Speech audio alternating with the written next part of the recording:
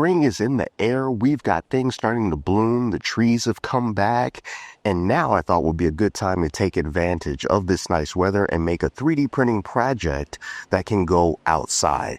So I decided to print a birdhouse, and it is one of the most simple designs that I've been able to find for a birdhouse. It has absolutely no supports necessary, and it doesn't take too long to print. I'll leave a link down in the description where you can find it. It's a very nice teardrop design and only comes in a few different pieces. So because I decided to put it out here, that means that I needed to print it from materials that's going to be resistant to UV, resistant to heat, resistant to moisture, typical stuff that you're going to find outdoors. So I decided to print the main part, the bigger part of the body, out of ABS, and then the lid that goes on top is made out of ASA. Those are some good materials to use if you're going to be printing things that's going to live outdoors. But be warned, these things stink. They don't smell very good at all. In fact, they can be a little bit hazardous. So make sure if you're going to print with those materials that you're doing so in an enclosed printer and that you're doing it in a place that has proper ventilation so that you don't stink up the joint.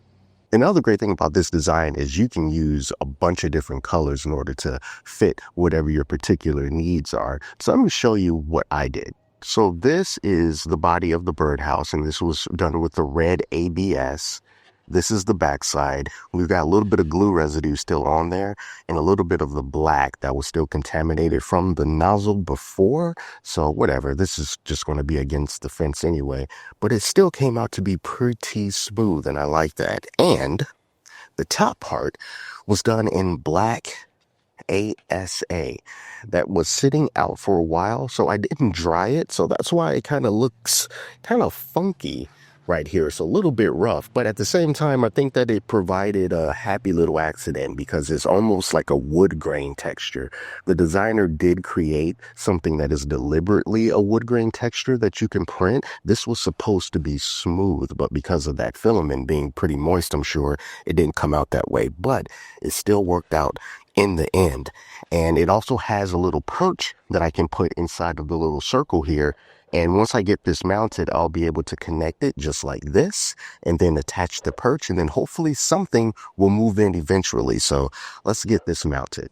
So about 2 or 3 years ago, I printed another birdhouse and I put it in a really bad spot. It's like right there, but that was made out of PETG and it looks like it's holding up pretty well. But if you've got a need for a 3D printing project and maybe you need it to be printed out of something other than ABS, ASA, or PETG, you should definitely consider JLC 3DP, who's also the sponsor of today's video.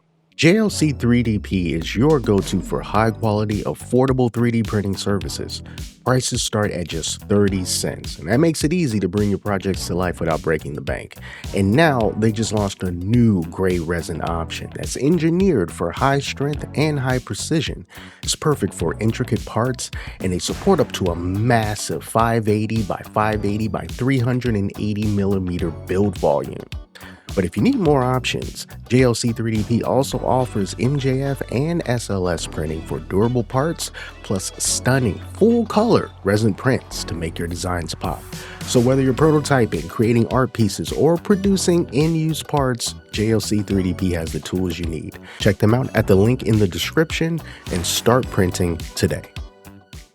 So I think I'm going to put it like right here, and I got a screw that I just found laying around in the cabinet.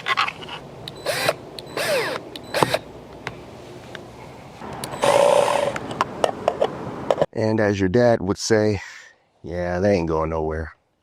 So now I just got to take this part here, and this part I found to be just a little bit tricky. It might be due to the moisture and the tolerances were not quite there, but I still managed to get that put in there like that. And now I just have to take this little red piece here.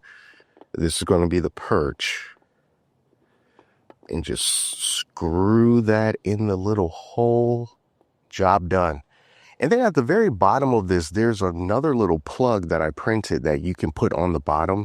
And I'm not sure why exactly, because I figured that would be like some sort of drain hole so that water wouldn't just build up in here. So I'm not sure why I would want to plug this, but let me know if you know if I should plug this hole at the bottom down in the comments. But the birdhouse is mounted. So that's one spring project in the books, but I'm curious, are you planning on 3D printing something this spring and this summer that you're going to be putting outside? Maybe some kind of hydroponic system, or maybe you're going to make some more birdhouses. I've seen some birdhouses online that are so awesome looking. They look like actual houses. They look nicer than my house. So hopefully if something moves in here, I'll look into getting a more exquisite birdhouse and then mounting that somewhere on this fence as well. But let me know what your plans are down in the comments below. And I want to thank you all so much for watching. Until next time, take care of yourselves, and I'll speak to you soon.